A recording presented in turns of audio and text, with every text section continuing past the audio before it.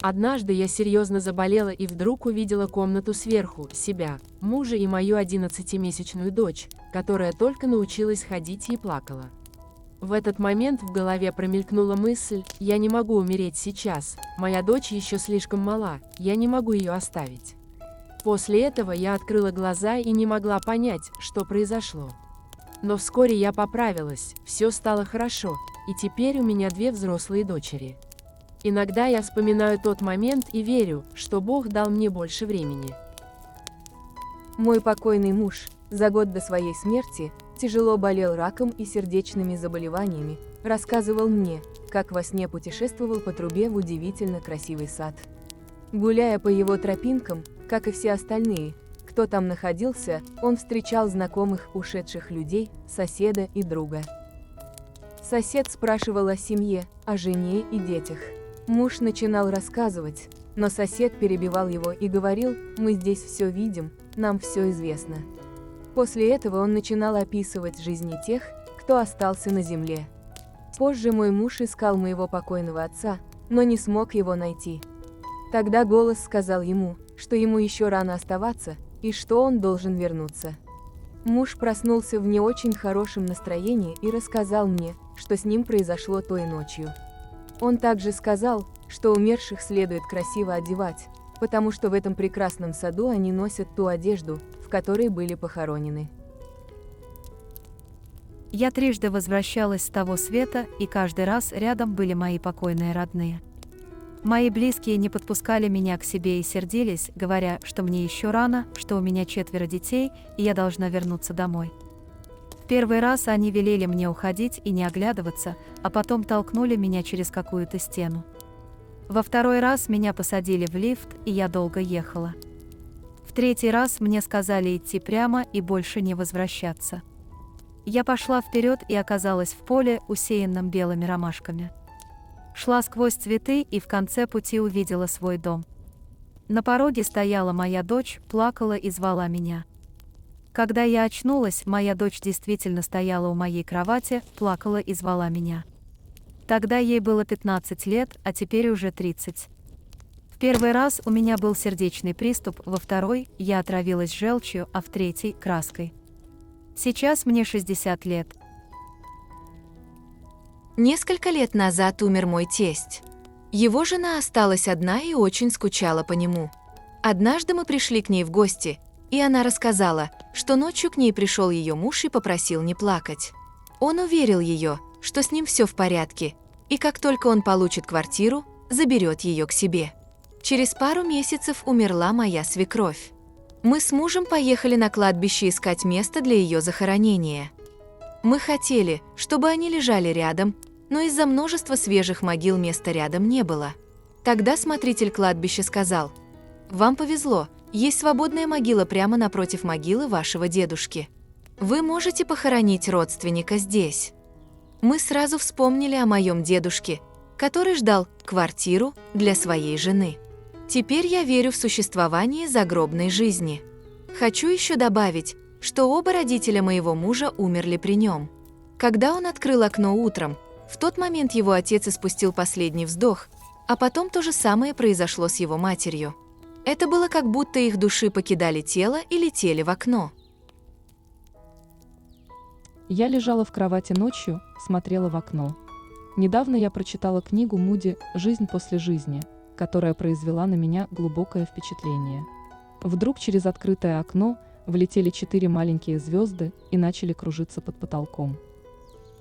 Я начала чувствовать, как будто меня вытягивает из себя какой-то мощный, беззвучный вакуум, и я не могла сопротивляться. Мне стало очень страшно. Через некоторое время я поняла, что стою в центре комнаты и смотрю на себя спящую.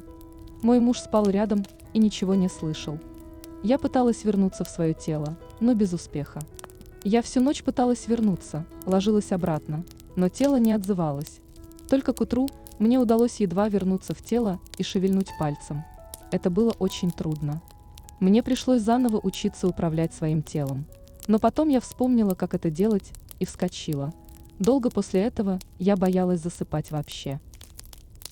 Примерно 20 лет назад у меня был странный опыт. Я увидела рай, который показал мне друг детства, ушедший из жизни еще школьником. Я летела за ним, и перед нами появился круг. Он влетел в круг, и я последовала за ним. Это было похоже на то, как если бы мы выходили из-под люка. Мой друг полностью вышел и присел на корточки.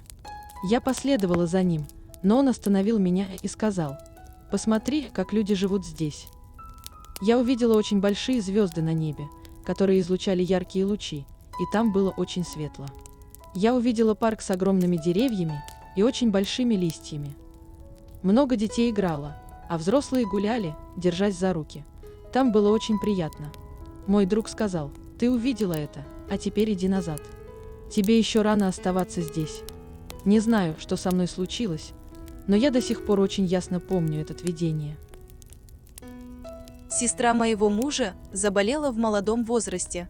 До этого она купила 5-6 метров белого шелка для бального платья, но так и не успела его носить.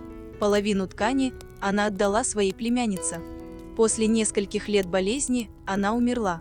Моя свекровь принесла оставшуюся ткань ко мне и попросила сделать платье для гроба. Однако я не использовала ее и заказала объемное, сложное платье.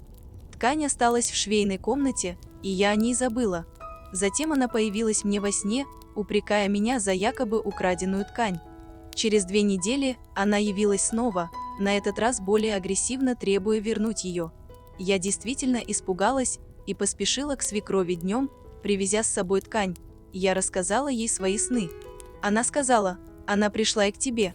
Потом она рассказала, что ее внучка, племянница умершей, которая получила половину ткани, тоже видела во сне умершую и получила от нее требование вернуть подарок. Мы были шокированы. Умершая посетила обеих нас, у кого была ткань. Мой отец пережил клиническую смерть. Он подробно описал все, что видел сверху, когда его пытались реанимировать, а потом он прошел через туннель с множеством людей, которые медленно двигались к свету. То, что отличало его от всех остальных, заключалось в том, что он был непрозрачным, а выглядел как живой, в то время как другие души были похожи на яркие тени. Врачи решили не говорить нам о клинической смерти моего отца во время операции. Когда мой отец пришел в сознание, он рассказал маме в палате о том, что с ним случилось. Мама решила проверить и рассказать все доктору. Доктор был шокирован, потому что они решили никому не сообщать об этом и скрыли этот факт о ходе операции. Моя бабушка находилась в реанимации и уже была без сознания, не реагировала на происходящее вокруг.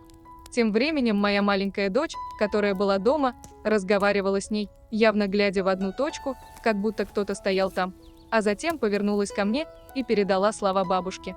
Я никогда бы не поверила, что это может случиться. Мой 2-летний ребенок говорил взрослыми фразами, рассказывал подробности о моем детстве, которые знали только я и бабушка, и описывала квартиру, в которой никогда не была. Когда бабушка ушла, я была дома и занималась своими делами, и вдруг я почувствовала, как будто что-то порвалось внутри меня. Слезы потекли сами по себе. Я села и заплакала. Я посмотрела на часы. Было 14 часов ровно, а через час мне позвонила тетя и сказала, что бабушка ушла в это время. Моя дочь больше никогда не видела свою бабушку. Мой отец скончался от рака поджелудочной железы. Он был человеком верующим и регулярно молился. Утром в день его смерти он позвал мою мать, которая была в другой комнате. Когда она подошла, он выглядел испуганным и повторял: «Они пришли, они пришли». Мать не понимала, о чем он говорит. Он был очень слаб, сильно исхудал и почти не ел, только пил соки. Но он продолжал настаивать, что в комнате находятся 2 незнакомых ему мужчин. Моя мать очень испугалась. Ранее его брат приезжал навестить его, и он ему тоже говорил: «Они здесь, ждут меня». Казалось, будто ему дали время проститься с близкими. Позже мать попыталась дать ему немного сока, но он улыбнулся и сказал: «Зачем ты меня кормишь? Я уже закончил, я ухожу». И он ушел с улыбкой на лице. Это было в пятницу, во время полуденной молитвы.